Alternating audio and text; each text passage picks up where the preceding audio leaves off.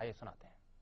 मैं ऐसा मानता हूँ कि ये स्टिंग नहीं है। स्टिंग तो वो है जो कोई गलत काम हो रहा हो और खुफिया तौर से उसको रिकॉर्ड कर लिया जाए या उसको कैच कर लिया जाए। ये तो स्टिंग के नाम पर धोखा है, क्योंकि आप अगर कोई घटना होती है तो भारत के संविधान में भारत की सरकार ने और सारी दुनिया में मीडिया को लोकतंत्र का चौथा स्तंभ माना है और मीडिया को पूरा अधिकार है कि जो घटना हो रही है उसको दिखाया जाए।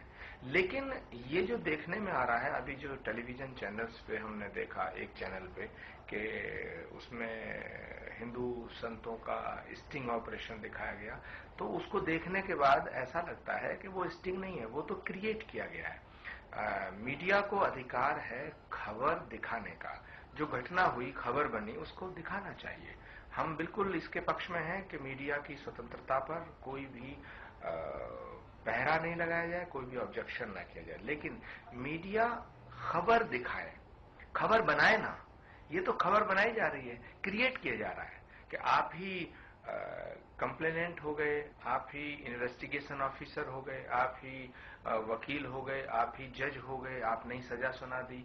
आपने एक जैसे पीछे जो घटनाएं घटी हैं हिंदुस्तान में, उसमें मैं पूछना चाहता हूं कि आरुषि मर्डर केस में हुआ ये कि उसके फादर का जैसे ही नाम आया, कहां से आया मैं ये नहीं कह सकता हूं, लेकिन चैनल्स ने ये दिखाना शुरू कर दिया कि देखिए कलयुगी पिता का कुकृत्य, देखिए एक कलयुग के पिता ने अपनी बेटी की हत्या की। तो इनसे क्या हुआ कि भारत का जो हमारा सामाजिक ढांचा है वो कमजोर हो रहा है। और मीडिया से मैं अनुरोध करना चाहूंगा कि वो अपने अधिकारों की सीमा और दायरे में रह करके काम करें, क्योंकि किसी को भी भारत के कानून को तोड़ने का अधिकार नहीं दिया गया है। अगर कोई गुनाह करता है तो उसके लिए कानून है, कानून से ऊपर तो कुछ भी नहीं है। तो भारत के जो संतों के खिलाफ ये जो स्टिंग के नाम पर जो दिखाया जा रहा, तो मुझे ऐसा लगता है कि कहीं ना कहीं इसमें बहुत बड़ी साजिश है। क्योंकि मैं अखिल भारतीय संत समिति के अध्यक्ष होने के नाते मैं इस बात को बड़ी स्पष्ट तरीके से कहना चाहता हूं कि अगर ये इस तरह के षड्यंत्र, इस तरह की साजिशें किसी और धर्म के धर्म गुरु के साथ हो जाए तो इस देश में आग लग जाएगी, तमाम तूफान खड़ा हो जाएगा। जरा सी एक बात होती है, ये तो हमारा जो धर्म है वो बड़ा ही उदार है, बड़ा सहनशील है कि हमारे संतों पर अत्याचार होता है, हमारे संतों के खिलाफ दुष्प्रचार होता है। आखिर ये सोचो कि कौन है इसके पीछे। हिंदू संतों का ही जो स्टिंग के नाम पर ये जो साजिश हो रही है, ये हिंदू संतों के खिलाफ ही क्यों हो रही है। तो हम आपके टेलीविजन चैनल से पूरे देश की जनता को ये बताना चाहते हैं कि इस पर भी सोचो, क्योंकि जब तक एक पक्ष देखा है, दूसरा पक्ष देखा ही नहीं है, तो आपको किसने अधिकार दिया कि किसी को मुलजिम ठहरा दिया जाए। किसी को हत्यारा कहते हैं, किसी को दोषी कहते हैं, किसी को ढोंगी कहते हैं, किसी को पाखंडी कहते हैं, किसी को दुराचारी कहते हैं। तो मैं तो नहीं समझता कि ये उचित है। जहां तक आशाराम बापू का सवाल है, अभी सुधांशु महाराज का सवाल है, और जिन लोगों के खिलाफ जो स्टिंग देखने को मिला है, तो हमने भी वो देखा है, तो उसमें कहीं भी ऐसा नहीं लग रहा है। अगर मान लीजिए किसी आश्रम के अंदर, किसी मंदिर में, किसी मस्जिद में, किसी गुरुद्वारे में कोई व्यक्ति जाता है और कहता है कि मैं पीड़ित हूं, मुझे शरण दे दो, तो कौन ऐसा धर्म है जिसका धर्म गुरु उसकी पीड़ा को दूर करने के लिए उसको शरण नहीं देगा। ये तो ऑब्वियस है। अब ये अलग बात है कि आपने भोले भाले संतों को ठगना शुरू कर दिया है कि आप एक नाटक करके एक व्यक्ति भेजते हैं, कभी उसको पैसे का लोभ देते हैं, कभी दान की बात करते हैं, कभी दक्षिणा की बात करते हैं, कभी विद्यापीठ बनाने की बात करते हैं, कभी वेद का विश्वविद्यालय खोलने की बात करते हैं। तो मैं ये कह रहा हूं कि गलत काम संत महात्मा नहीं कर रहे हैं, गलत काम आप कर रहे हैं, क्योंकि आप गलत काम कराने के लिए उनको प्रेरित। जिस तरह से दान सरीखे मामलों को भी मीडिया स्टिंग ऑपरेशन करने का जरिया बनाने पर तुला हुआ है, उसे संत धार्मिक आस्था से खिलवाड़ मान रहे हैं। आखिर अपराधी कौन, साधु या मीडिया? आइए देखते हैं क्या कुछ कहा कल की पीठ के संत प्रमुख ने। मैं स्पष्ट रूप से कहना चाहता हूं कि मुझे आप ये सवाल का जवाब दो कि आप एक व्यक्ति को ठगने का प्रयास कर रहे हैं। आप अगर किसी के पास जाते हैं और कहते हैं कि मैं मीडिया से आई हूं और आपका इंटरव्यू चाहती हूं, तो वो आपको मीडिया मैन मान के तो बात करेगा। आप हैं तो अपराधी, आप उसकी जेब काटने जाएं और कहें कि मैं आपका इंटरव्यू करना चाहती हूं और इंटरव्यू करने के बहाने आप उसके कक्ष में प्रवेश करके उसका सामान ही लूट लाएं, तो ये गुनाह आपने किया या मैंने किया? तो प्रश्न ये पैदा होता है कि अगर आप किसी भी संत महात्मा से, महापुरुष से, किसी भी धर्म के धर्माचार्य से मिलते हैं और आप ये कहते हैं कि हम आपके आश्रम में एक अनाथालय बनाना चाहते हैं, तो वो आपका स्वागत करेगा। और उसमें भारत की जो व्यवस्था है उसमें इतना जरूर है कि कुछ ना कुछ अड़चना आती हैं, तो उन अड़चनों को दूर करने के लिए नाना प्रकार के लोगों की मदद ले लेते हैं। मगर हमारा मोटिव क्या है?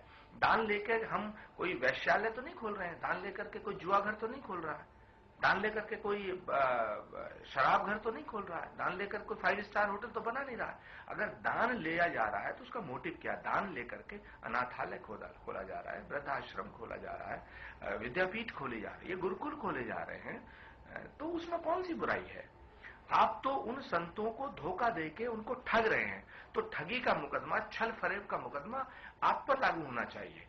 संतों को आप, जिनके लाखों फॉलोअर हैं, हजारों फॉलोअर हैं, जिनकी इस देश में प्रतिष्ठा है, सम्मान है, उनको आप 1 मिनट में खंडित कर देते हैं, उसको बदनाम कर देते हैं कि देखिए इस संत का काला कारनामा। लाखों लोगों की भावनाओं से आप खेल रहे हैं और धार्मिक भावनाओं और धार्मिक आस्थाओं पर ठेस कर रहे हैं, कुठाराघात कर रहे हैं। भारत का संविधान ये अधिकार देता है कि आप किसी भी धर्म को मान सकते हैं, आप किसी भी धर्म गुरु को मान सकते हैं, आपकी अपनी आस्था है, तो आपकी आस्था से खिलवाड़ किया जा रहा है, ये कतई उचित नहीं है। इस पर रोक लगनी चाहिए और ये फैसला होना चाहिए कि आपको ये खबर दिखाने का अधिकार है, खबर बनाने का अधिकार नहीं है।